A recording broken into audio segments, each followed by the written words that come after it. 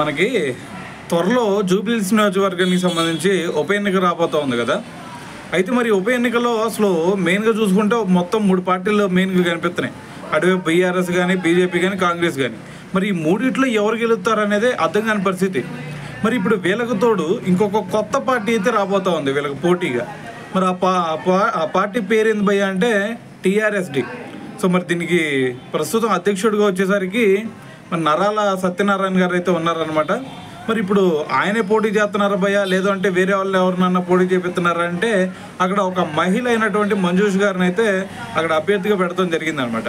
అయితే మరి దీని తర్వాత ఆయన చెప్తుంది ఒకటే, మరి మా పార్టీలో చూసుకుంటే ఫస్ట్ ప్రాధాన్యత ఎవరికైనా ఉండిద్దా అంటే అది ఫస్ట్ యువతకి, అదేవిధంగా మహిళలకు మాత్రమే మా దగ్గర ఎక్కువ ప్రయారిటీ ఉండిద్ది.